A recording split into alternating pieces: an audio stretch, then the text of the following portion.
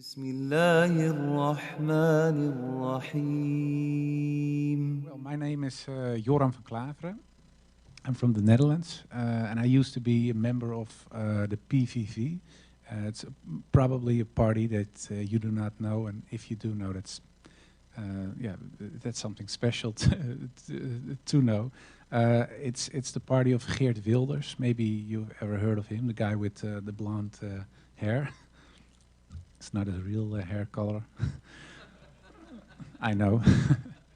But he founded the party in 2006, and it's called the PVV, the Freedom Party of the Netherlands. And the main goal of that party was to make sure that Islam was not able to grow in the Netherlands, and later on, it was the purpose was to ban Islam from the Netherlands in total. Well, I'll come back to that later. Maybe it's interesting that I introduce myself a little bit. My name is Joram van Klaveren, as I said, and I grew up in a very Orthodox Protestant environment. My mother and father were members of the Reformed Church. I have an older brother, a sister, another younger brother.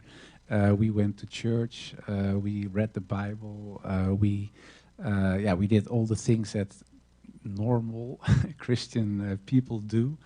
But we were we were members of a very strict denomination of the Christian Church.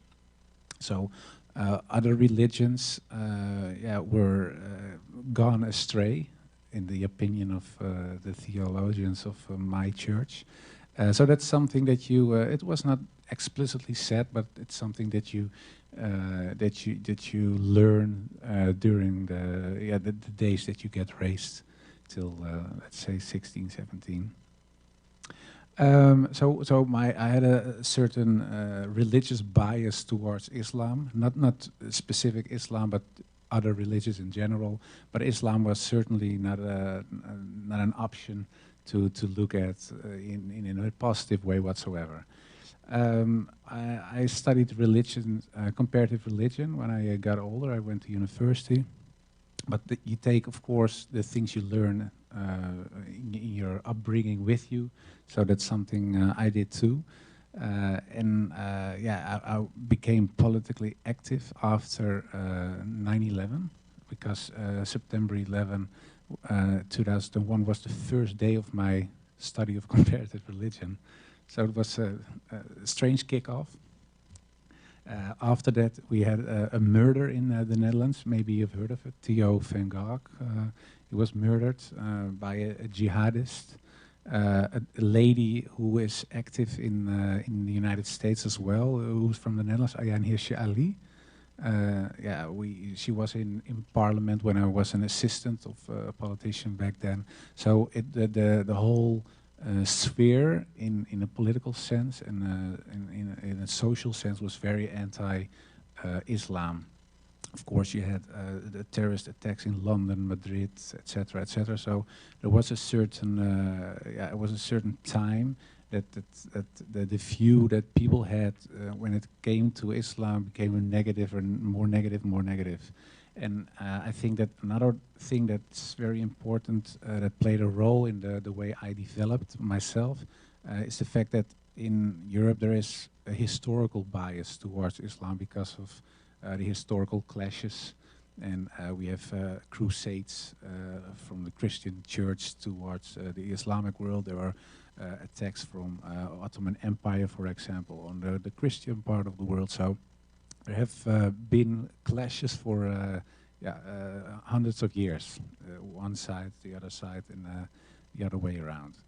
And the combination of those things, the start of my comparative religion study at September 11, 2001, the fact that Theo van Gogh was murdered, my upbringing, and I think the historical bias of Europe when it comes to Islam, the combination of those things made me want to become politically active. And I was searching for a party who was most anti-Islam, well, I found that that party. There was Geert Wilders from the PVV, and I did everything I could. When I became a member of parliament, it was in 2009, 2010. So that's way back, and yeah, the last I think 7, 8 years of the 7, 8 years after that, I did everything that I could to stop Islam from growing. I tried to get legislation to ban Islamic schools in the Netherlands, to ban all mosques, to prohibit reading the Quran. So, and in one time we made legislation, or we tried to make legislation to ban Islam in general from the Netherlands, of course, and alhamdulillah, it didn't work. But that was something that we tried, and I left Islam. Sorry, I left the political party, the PVV, in 2014, 2015. And that was because it was an anti-Islam party. But in 2014, 2015, Geert Wilders was active at a rally, a right-wing rally, and he asked the people, do you want more or less Moroccans? And the whole crowd shouted less, less, less. And then he said, okay, I'll make that happen. And that was, for me, it was a point that I thought, okay, I'm still anti-Islam, but this has nothing to do with anti-Islam anymore. This anti-Moroccans. So I asked him to take his words back or change it or do whatever to play it down a little bit. He said, no, why should I? So then I left.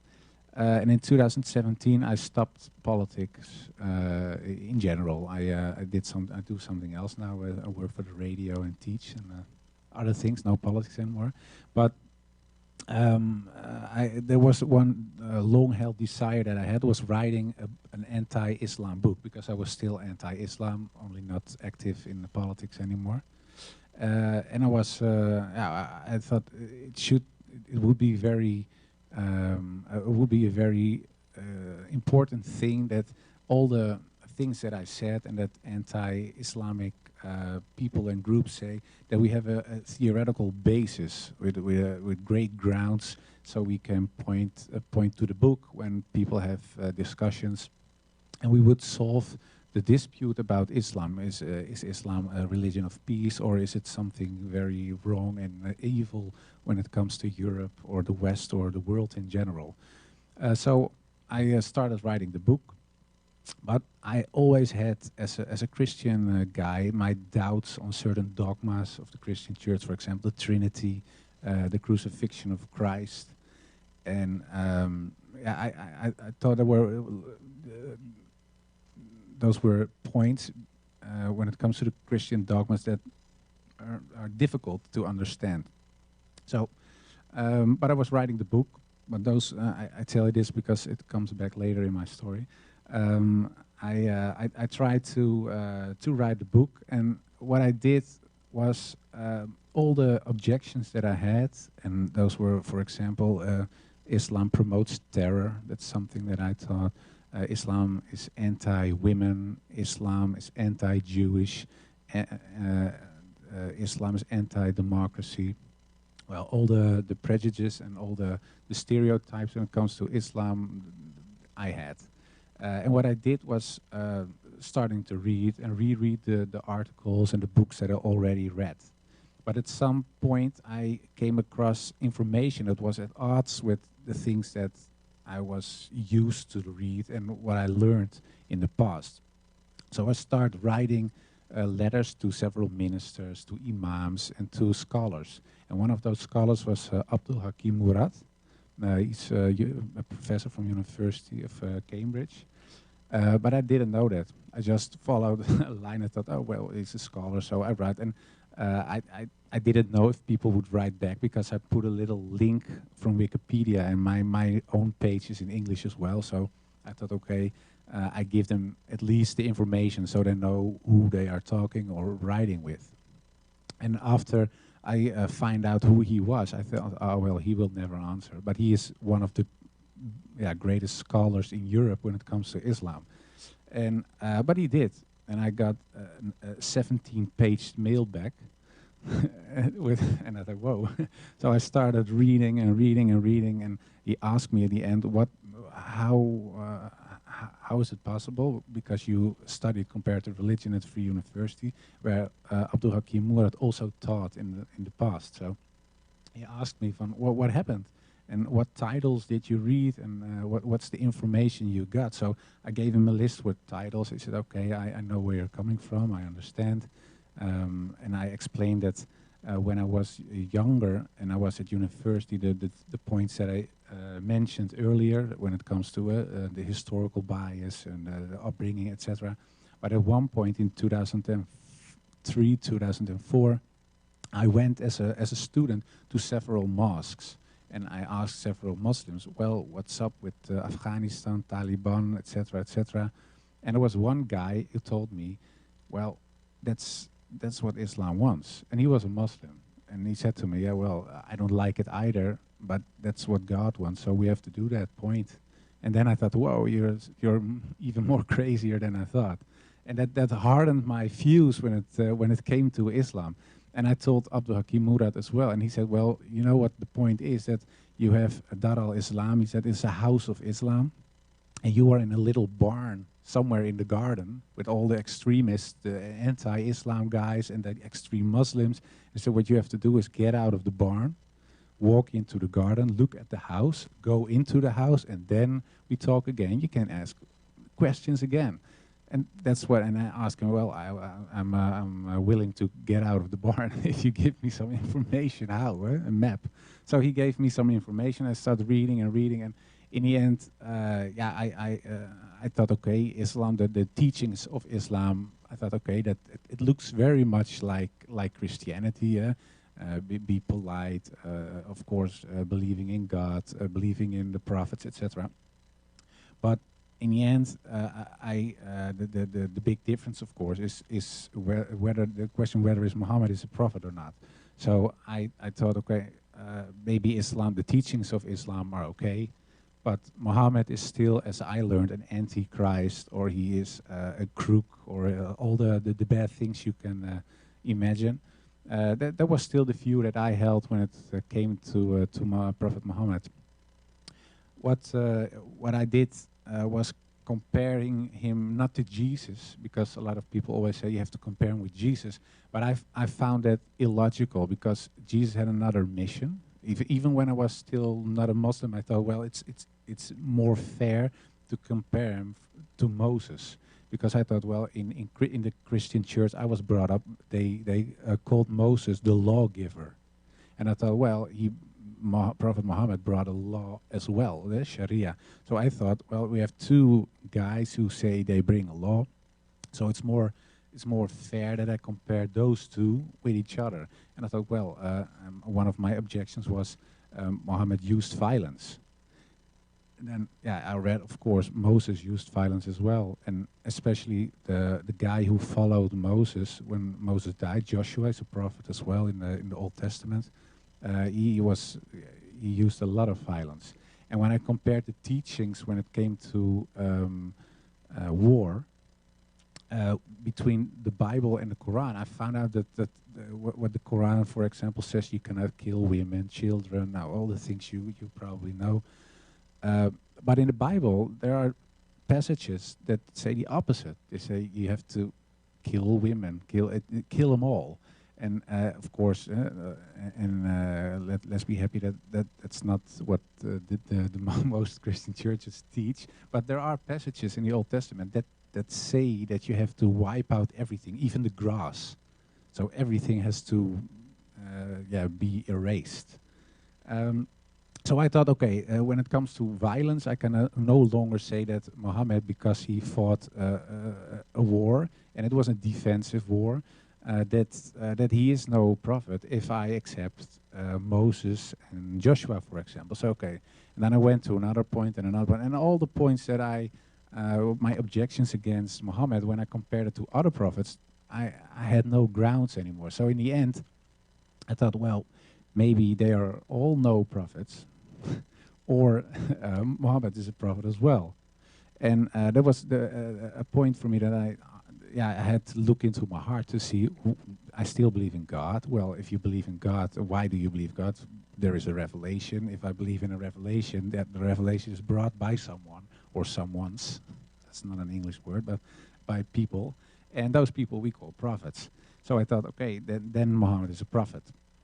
And then I realized, well, if I say Muhammad is a prophet and I believe in God, then there is a problem, because then I would be a Muslim, and that's not still something I didn't want to be. And so I talked to a lot of people, and they say, yeah, well, if that's the case, you are a Muslim, whether you like it or not, or you must stop believing in God or something.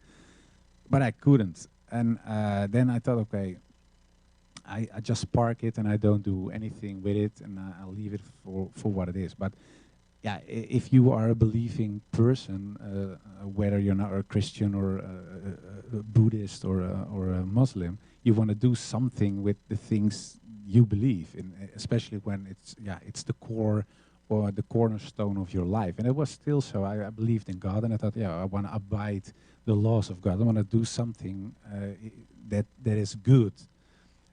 So I had to do something with my newfound information, and I started looking for a publisher to do something with the book. And the book was not already finished, but most of the parts that I found out and the new information I found out were in the book, but not yet my conversion, because I didn't convert it yet. And I was looking for a typical Dutch publisher. So it's called in Dutch. It's called het Kennishuis. It means house of wisdom. But they wrote it in an old style Dutch, and when you write it in old Dutch, it's typical Dutch. Most nationalist guys write it in old Dutch, so you see, oh, whoa, he's a real Dutch. So that's what it. And I thought, okay. And the publisher wrote Het Kennishuis, so the House of Wisdom, in Old Dutch. And they were specialized in Islamic literature. So I thought it was an anti-Islamic publisher. And I wrote them, well, I have scripted, and I got it back. And I said, maybe we can meet. And yeah, all of a sudden there was a guy against me, and he was sitting in front of me, and he was a Muslim. I said, oh, why you look Muslim? Yeah, I am a Muslim. It's Islamic. It's an Islamic publisher. It's an Islamic publisher. You called it Kennishuis, and you wrote it in Old Dutch. Yeah, I know. But we did it on purpose because we're in that way we try to reach out for people who think that Islam is not compatible with the West or with Holland in this case. So we start talking. I told him where I was, that I believed that Muhammad probably was a prophet, and I still believe in God. He said, well, you are a Muslim, but you don't know it yet. So I start reading, and it took a couple of months, and after those months, we were eating at home by the publisher, and there was an imam with us and some other guys, also non-Muslims, and the imam suddenly asked me, "Do you believe in God? Yes or no?" I said, "Yes." "Do you believe Muhammad was a prophet? Yes or no?" I said, "Yes." I said, "Well, we take the Shahada now, or is it something you do not want to do?" And then I said, "Yeah, I think deep in my heart I want to do it, but I cannot do it because, of course, because of your family, and yeah, because I was a right-wing nationalist. I cannot become a Muslim. That's ridiculous." But I did, and it made me very happy, and I'm still very happy today. Unfortunately, a lot of people in my family, of course, are a little less happy when I did it. And some Muslims ask me, "Well, aren't you mad at your family, or why aren't you disappointed?" But I'm not, because especially my mother, she was very sad, and yeah, she said, "It's not because I'm sad because you became a Muslim." She said, I would also be sad when you became a Buddhist, because yeah, she thinks Christianity is the truth, so she was worried for my soul. So I couldn't be. In the first place, it's hard to be mad at your mother, but especially when somebody is mad or sad out of love. So that's something that I always try to remember. But there are a lot of yeah, of course, the old supporters of the political party I was active in, yeah, who are not so happy. The usual debt threats and stuff like that. But that's not something that holds you back, because yeah, it made me very happy. And the doubts I had, is that what I told about Christianity, the doubts I had when it comes to the Trinity of God and the crucifixion, the fact in Christianity people believe that God had to sacrifice Jesus Christ so he could forgive the world. But at the same time, in the Bible, it says that God is almighty and does what he wants to do. And I always thought as a child, well, if you are almighty as God, why can't you just forgive? Why is there a son who had to die before you can say, okay, I forgive? So I thought it was illogical. I still think Christianity is a nice religion. Only I didn't believe the truth with a capital T. It wasn't there for me anymore. And strangely enough, when I was writing the book, I got Islamic answers to Christian questions. And yeah, that was a point for me that I thought, yeah, it gave me a lot of rest, and my heart and my head resonated. And that's something that I didn't have before. So when I felt that, and of course you believe it, yeah, that made me in the end deciding to become a Muslim, and that's what I did, and I still am, and I'm very happy. That's in short the story. So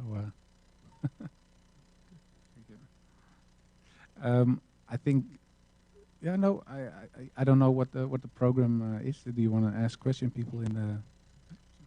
Let's give him a round of applause for that. That was really touching. Thank you so much. Wonderful. So we're going to do Q&A now, and we'll start with the sisters, and we'll ping-pong back and forth with the brothers. So first for the sisters, inshallah, there's a mic going around, and Brother My Voice will come to you. Just raise your hand if you have a question, inshallah. Jazakallah khair. And it looks like we'll go to Sister Shazia first.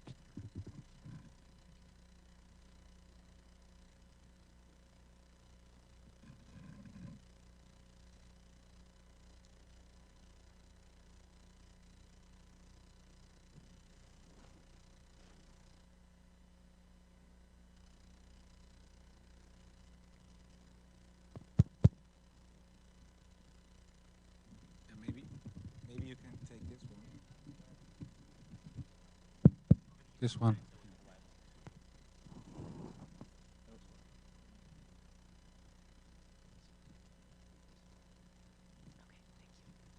Assalamu alaikum. So I guess what I wanted to ask you was, I personally am a revert to Islam as well. And I come from a household, my parents don't know I'm Muslim. My parents are both very Islamophobic. I think my dad is sort of probably similar to the man you once were. Still love him, you know, just it's not something I can talk about right now as my religion. So I guess my question to you would be, what advice would you give to someone, to your old self maybe? And yeah, I guess I'd be interested to hear that. Well, thank you for the question. Can you hear me? Okay. Yeah, it's a good question. What kind of advice do you give to yourself or your father or mother maybe? Yeah, I think that one of the most important things when it comes to Islam is education, and making people see that Islam is not what you see at the news or the things you always hear. And I think in America, I don't know America, of course, because I don't live here, but I think in America there is a certain bias that we all also have in Europe, because a lot of Europeans in the past went from Europe to America, of course. So the historical aversion some people have against Islam, because of the clashes there have been are also maybe in the American culture, and especially after 9/11, of course, and bombings and terrorism, etc. But at the other hand, it's not like we think of Christianity when we look at the KKK, for example. It's a Christian organization, but it's not that most of the people don't see the KKK as a Christian organization, but they claim they were or still are. I don't know if they still exist. But when it comes to Islam, people do. They say, okay, we see, for example, ISIS, and that's Islam. And all other Muslims are not real Muslims, or they're pretending to be very democratic or law-abiding, etc. Sorry. But it is a fact that Islam is something else. And my story, I wrote a book about it. And I think in the Netherlands, I think it's very important that people read my journey, because most of the arguments people use against Islam are pointed out in the book. And there's a explanation why it doesn't, why it isn't correct. And the book is being translated into English. Is maybe if it is, if they publish it, and I think in a month or 3, you can give it to your father. I'll send it to you, and I'll write something for him in the book, and maybe that opens the door. And it would be nice, of course, if he became Muslim. But if he doesn't, at least he understands better what Islam is and what's probably motivates you to become Muslim.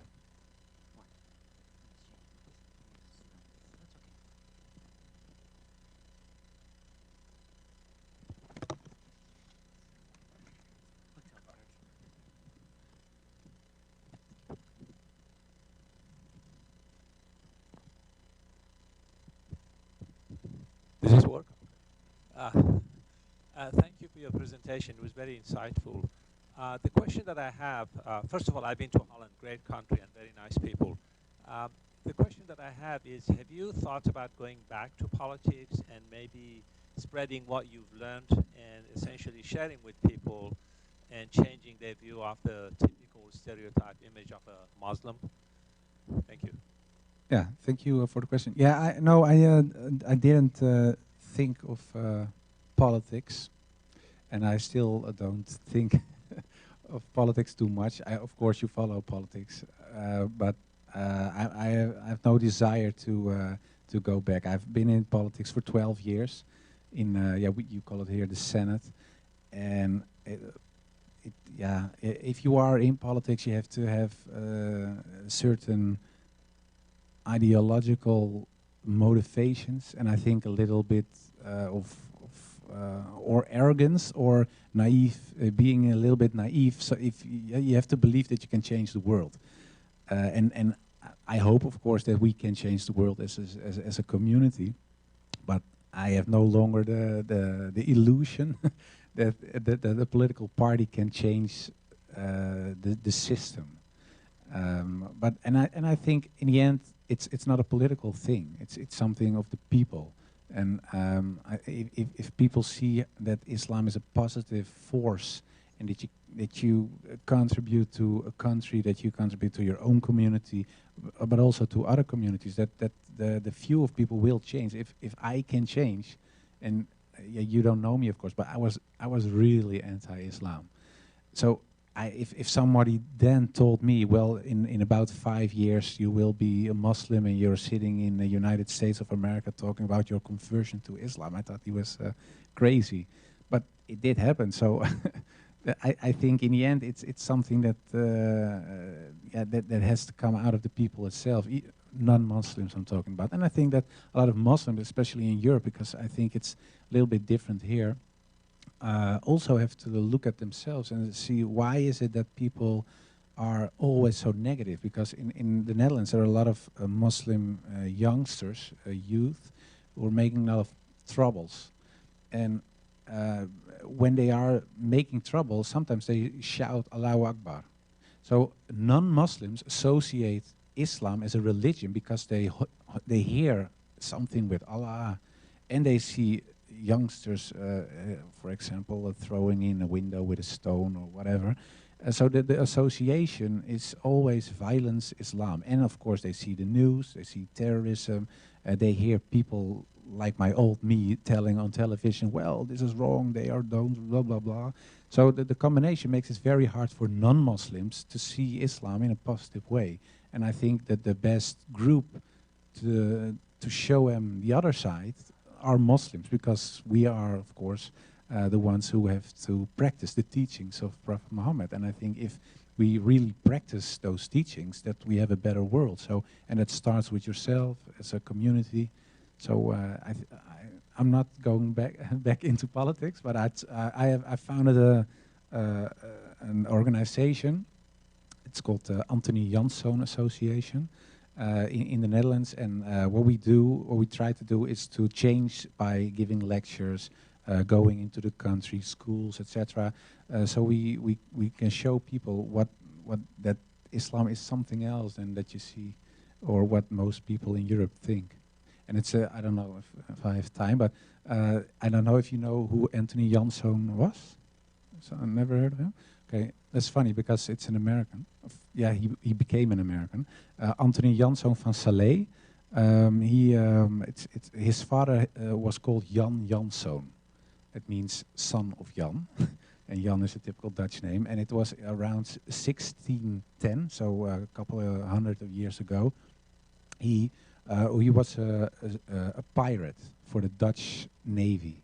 And he had to, we call it kapen. You have to rob Spanish ships, because the Netherlands were a province of Spain then.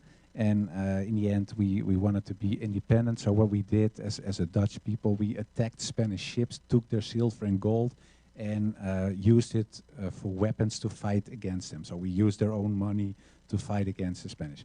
One of those guys who did that was Jan Janszoon. And one day he was with his ship near Spain and the Canary Islands. It's near Morocco. And his ship broke down, and he was caught by pirates from the northern of Africa.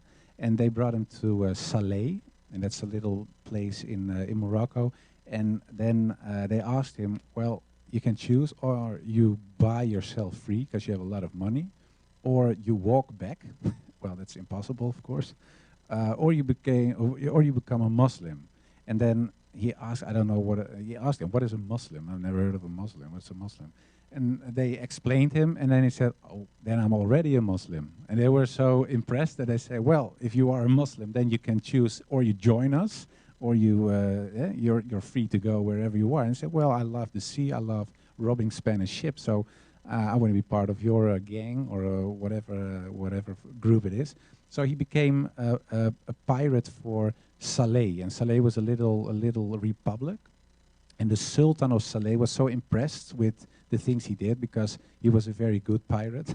And they robbed Dutch ships then, and Spanish ships. They made him a president. So he became the first president of a Moroccan place, was Jan Janszoon from a little place out of Holland. And he later on he married a Moroccan girl, of course a Muslim as well, and they got 4 children. And one of those children was called Anthony, and that's the guy why my foundation is Anthony Janszoon van Salé, Anthony in English. And he was sent to the New World with a lot of money from his father, because his father became very rich. And that Jan Janszoon's son, dus Anthony Janszoon van Salé, went to America, because they called this the New World. And it wasn't America yet; it was still part of the British Empire. And he went to a place called New Amsterdam, and it was New York. And in New York, some people say, well, it's founded by the Dutch, New York. There's still typical Dutch names. For example, the Bronx is Brooklyn. Is Breukelen, it's an old Dutch city. And it's true, it was founded by the Dutch, but the guy who did that was a Muslim, because Anthony Janszoon van Salé was the guy who founded the Bronx. He developed Brooklyn. They gave him, he asked them, is there some land somewhere that I can buy? They said, no, you can't, because you're not a Christian. They didn't want it. Then he said, well, I pay 3 times what you normally ask. I said, okay, buy the land. And he gave that. And those Bronx, for example, and Brooklyn were one of the first places in the New World, in New Amsterdam, who were developed, and it was developed by a Dutch Muslim. So even America, in the core, there are, and I'm not talking about slaves, a rich man, a successful guy, was a Muslim who was one of the founders of New York, still today. And what another funny fact is maybe, is the fact that the first Quran ever brought to the United States was brought by this guy, Anthony Janszoon van Slee. So a Dutch Moroccan guy who was a Muslim brought the Quran to America. It was very funny, and I thought, well, he was a very positive guy, and when he was in New York and he was doing his thing, he was, of course, confronted with a lot of people who didn't like him because he looked different, but also because he was a Muslim. But he was very steadfast, and he did what he had to do. He helped, for example, a little group, they called the Quakers. They were Christian people who were persecuted by other Christians. And he said, no, we have religious freedom here, and it's a new country. Nobody is the boss of someone else, so they can live on my land. So he gave them room to practice their religion. He bought slaves, etc. He did a lot of good things. And I thought, well, that's a nice name for the organization because of the history of his father, the history of himself, and the things he did. So, and with that name, I'll try, and the story, a lot of people in the Netherlands don't know the story as well, so I always tell it to show people that the beginning of the United States, and that's of course one of the mightiest countries in the world, was also Islamic in the core. And it's always nice to show people that there's something familiar and it's not something so strange when it comes to Islam. What will be the name of title of your book? In Dutch, it's afvallige, and it means apostate. And I choose the title because I'm an apostate of Christianity, of course, but it's also a wink. It's because of the discussion about apostasy in Islam. Okay, thank you.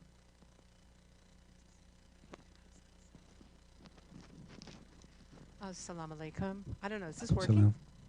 Oh, it is, okay. First of all, thank you so very much.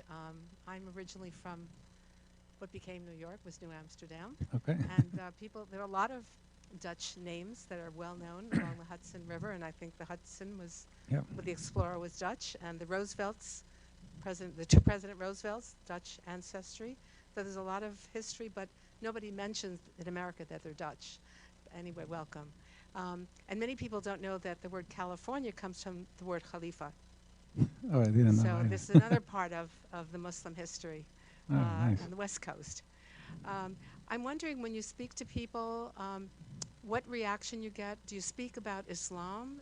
Do you find people are curious or more hostile? Are you able to change hostile people to be open-minded? What's your experience? Yeah, of course, in the beginning, and there are still people who are very anti-me because I became a Muslim. But in general, I have to say that most people are more interested than angry. So what happened to you? Why? So that's I think it's a good thing because there is space and room to start talking to each other. And most of the time I ask them, what is your biggest problem with Islam? And most of the time people don't know. So we try to discover while talking what his or her issue is with Islam. And yeah, I even got some emails from people that said, well, after I read your book, of course I'm not a Muslim and I still don't like Islam, but I get it. So that's a little improvement. So I think there is a lot of room, and of course, in the end, it's up to us as a community to show people otherwise. And I think in the end, yes, I'm still positive. I think that it's possible that a lot of people will change, and I think it's something else in Europe, and I don't know how it is in America. There's the secularization, so people stop believing in God. In Europe, most of the people in other parts of the world think that in Europe everybody is Christian, but most of the people, especially in the Netherlands, aren't religious at all.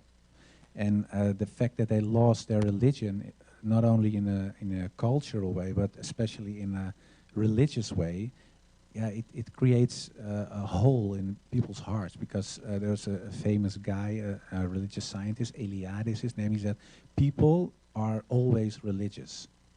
And it's not that you have to be a Christian or Muslim or whatever, but there is something that calls out for something bigger. And he said, because you are designed like that, there's always, you crave for God. And in what form isn't so important now, but he said, well, people, and if people lose God, they're going to search for something else. And I think in Europe, people search they want to fill up the gap in their heart with, for example, nationalism, but also with drugs or with partying all the time. They do things to fill the emptiness in their heart, and that's something else. I see big chances for Islam, because I think Islam is the last real religion. And a lot of people, especially when I talk with Protestant Christians, who are very angry all the time when it comes to Islam, but when you talk to them for real and in a calm way, they realize very fast that, for example, the things my problems, theological problems with Christianity, for example, Trinity, they feel this, they feel what I mean. So that's what I always tell them. I say, you know that it's illogical. And they say, oh, well, maybe it's illogical, but... And so I see big chances for Islam as a religion to grow in a positive way, especially in places where people lost faith in God. And maybe that's a mission. We don't know, but it will be nice. Assalamu alaikum. Alaikum salam. In my day job, I've had the pleasure of going to Holland quite a few times in the last few years. And like many international travelers, I've used Uber to get around the city, in Amsterdam in particular. But I was really disturbed by something, and this is what I was kind of curious about your perspective as it relates to anti-discrimination laws in the Netherlands, as it relates to discrimination against Muslims as they're trying to integrate into the workforce. In particular, I met a Dutch young man who was driving an Uber. He said he was a college grad, born and raised of Pakistani descent, born and raised in the Netherlands. And he said that every time he goes into a job interview, he's asked about his prayer habits and other things that we would, in the U.S., we would find that those are non-starters. Nobody gets asked about those kinds of questions here. And he said to me, do you think I'm driving an Uber because I choose to? I can't get a job. Anywhere I go, I'm facing these kinds of discrimination issues. So anyway, and then he said ultimately, he goes, I identify first as Muslim, then as Pakistani, and then third as Dutch, even though he was born in Holland. And I find that as, in this country we have at least we start from the premise of that there are anti-discrimination laws that protect people when they are applying for jobs. Are there similar protections in the Netherlands, or are they coming? Because I worry about that this large Muslim Moroccan population, for example, is being, or Pakistani is being, kind of isolated in a ghetto where they are, or a mental ghetto where they really are not able to contribute more faithfully to society as a whole, and are identifying with their ethnic background as opposed to, like you are, for example, of the people and contributing broadly to the Netherlands. Yeah, very good question. Yeah, in the Netherlands there are a lot of anti-discrimination laws. Of course we have a constitution as well, and the first article in the constitution is that all people should be treated equal, no matter of race, religion, etc., etc. So there are a lot of laws like that in the Netherlands. But there's also discrimination, and I think that discrimination is something that you see all over the world. All minorities. I talked to some people from Lebanon yesterday. They told me that people from Syria who fled to Lebanon are discriminated because they are from Syria and they're refugees, and they're a burden for them. The same, it's what you see in Turkey, and in the Netherlands you see that with Moroccan people or Turkish people, and they are not refugees, but I think most of the time the majority in countries is skeptical about minorities in general. But yeah, fortunately, we have laws that have to prevent people from discrimination. But that's not always enough, because when it comes to especially commercial companies, they can always say, no, he didn't have the papers that we were looking for, or he has a weird smile or whatever. So that is a big problem. It is, and I don't have an answer for that problem. But in the end, you see that especially the third and fourth generation in the Netherlands are doing so much better. People starting their own companies. You have Islamic lawyers, you have Islamic doctors, engineers. So in the end, and it takes a lot of time, and that's not a nice thing, of course, but it takes a lot of time to walk through the institutions, as they say in Dutch. And I believe it will change. Only it takes so much time, and that's something that a lot of people aren't willing to wait for, of course. And in the other part, the other side of the story is that you see, especially in Eastern Europe, that there's a very strong anti-Islam movement now, and it's not only in Eastern Europe, but because the anti-Islamic groups are uniting in the European Union now. So it became one powerful force in politics now. So that's something that's very worrying, and it gives a lot of the normal people, as you can say, the people in general in different European countries, an excuse, because they say, well, we have 1/3 of parliament saying Muslims are wrong, or they create problems. It isn't that bad if we discriminate, because we know they cause problems. So it's something that works on several ways, and it's very worrying. But I think the most important thing is educate people, telling people that it's wrong what they are doing.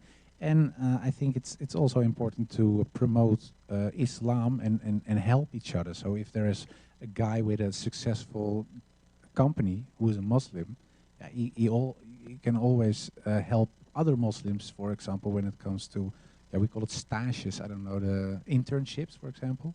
So you can help each other as a community. It's an obligation. So why wouldn't you do that? So I don't have a complete and satisfying answer, but this is what it is. Assalamu alaikum. Alaikum salam. I have two questions, if I may. During the discussion, you were mentioning that you had Christian questions and you found actually Muslims' answers. Could you share with us a few of those where you think actually that these are the ones that made it for you? And the second question is, with your involvement with the political field and being maybe actually prior anti-Islam. Oh, sure, sorry. With the political movement and being anti-Islam prior to you being Muslim, you have mentioned that maybe most people will look at Islam based on maybe some of these terrorists around the world and maybe in Europe. Are these actual terrorists, or maybe these are actually like movements by certain governments in Europe that Islamophobic, maybe that actually did make Islam look bad? What's your take on that actually as being involved in the anti-Islam movement back then? Okay, that's a big question. The first half of the question was about Christian doubts. My doubts had to do with especially with the Trinity, because in Christianity we believed that God exists as one being, but in three persons: God the Father, God the Son, that's Jesus Christ, and the Holy Spirit. And I always found it very hard to understand the concept, because in Christianity, Jesus Christ dies on the cross, but he is God, so God dies. So I asked the minister when I was 12 or 13, how is it possible that something that is infinity, if God is infinity or infinite, how is it possible that it dies? Because then it is ended, it's ending. So that's impossible. And if he is dead and he is alive at the same time, that's something like a square circle. That's impossible. And then they said, well, it's a mystery. So yeah, that's. But you have to believe it. But if I try to believe it, I can't because it's a mystery, and I don't found that very satisfying. So that's something that, and there are a lot of theologians who have very nice concepts. But in the end, it's coming back to the question: is the God of Jesus Christ, is it one or three? And in the whole Bible, there's no sentence in the Bible that says God is three. It isn't there. And the parts that are referring to something that could be interpreted as three are added later. And it's even in the Christian Bible, you can see that it's almost always between, I don't know how you say it, we call it haakjes, between quotes. No, not the that one. And in Bible it says the sentences between those things are added later. So there are in the Bible there's no referation to God as three, and there is even a sentence that Jesus Christ says, "Hear, O Israel, your God is one." Well, that is exactly the same as Prophet Muhammad said. There is one God, and that's Allah. So it wasn't logical for me. So the Trinity thing was an issue for me. And another thing I talked about earlier, short, it was about whether there should be a murder before God can forgive. And yeah, I found that not logical, because in the Bible says there's a story about the prodigal son. It's a story that there's a father and he has two sons, and it's a very rich father and it's a very successful company.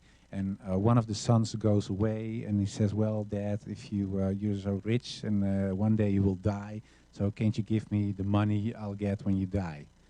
He says, "Okay, if you want that, here's the money." And he goes away and he does everything he shouldn't do. He is partying all the time, going to hookers, and I don't know what he does. And he comes back, he's totally wasted, and he doesn't feel like a man anymore. And he says, "Well, what am I doing suddenly? I wish I'd never gone away." And he regrets it very much.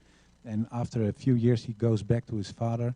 And his father sees his son coming, and he says to his assistant, "Well, bring him the best clothes that you have, put a silver ring on his finger, and let's celebrate that my lost son is back." But the other son says, "Well, ho, I was working all the time for you. I did everything that I had to do. I abide the law. We pray together to God, and weird Willie there goes and does everything wrong, and you are celebrating his return." And it's a story that Jesus tells in the Bible, and then the apostles, the people around, the Jesus followers ask, "Okay, what's the point here?" And Jesus says, "Well, okay, the father is happy that his son returned after he did so much things wrong. He still accepts him. And there is no condition, there's no son or whatever who had to die first, or there's no slapping or no screaming, there's nothing. He just forgives his son." And it was for me, I thought, yeah, well, the prodigal son story that Jesus tells, it's almost 180 degrees opposite of one of the dogmas of Christianity, because if Jesus tells this story to show the Rahmah of God, how is it that the Christian church teaches that God wants to see someone gets killed first? So there was another point for me that I thought, well, the Islamic narrative is much more logical, and it's in a sense even more Christian than the Christian teachings. The other part of your question I forgot, sorry. some of these suicidal bombers, were they actually like suicidal bombers, or these are just a Islamophobic movement actually trying to advertise actually for these people being around? You know, this is part of actually propaganda. Or Okay, no, well, yeah, in the Netherlands, well, I think terrorism is a real problem because you see, for example, Theo van Gogh, he was murdered, and he was murdered in the town where I live by a guy who was very known in the area, Mohammed Boucheri. Yeah, and he killed him. Yeah, we literally seen the guy doing it. He was shooting with a gun. After that, he slit his throat. He pulled a sword in his stomach. He was butchered. And the same you have in France, for example, in Paris, in Belgium, and in other parts of Europe. Well, of course, in the United States as well. So I think terrorism is a real problem, and I think there are Muslims or people who call themselves Muslims who do very bad things. But that's not a reflection of the religion. And that's what I told earlier. It's the same that there were in the United States were white guys, Christian guys who burned black people and burned crosses in their backyard and lynched people, hanged them on trees, etc. But then they said, well, we are real Protestant Christians. They even hated Catholics. But that's not a reflection of the teachings of the Christian church. So it's of course unfair to judge a whole religion and more than 1 billion people on the sick things a small marginal part of the group is doing. And I think that it counts for all religions. I think most of the religions reflect something good. And yeah, of course, I think that the whole truth with capital T is in Islam. But still, I don't know that if other I still don't think that other religions are totally wrong or people should be killed or etc. etc. And when it comes to terrorism, I think it's a real problem. I think that people should be punished who act like terrorists. And at the same time, I think it's not a reflection of Islam. There are psycho people in the world, and there are Christian psychos, there are Buddhist psychos in Myanmar, there are people in China who are treating Uyghur Muslims as beasts. Those people are psycho. So there are a lot of psycho people in the world, but it's not a reflection of the religion, not of Islam and not of Christianity, and I don't think it's a reflection of Buddhism as well, how they treat in Myanmar Muslims. Okay, let's give a round of applause to our special guest. Jazakallah khair.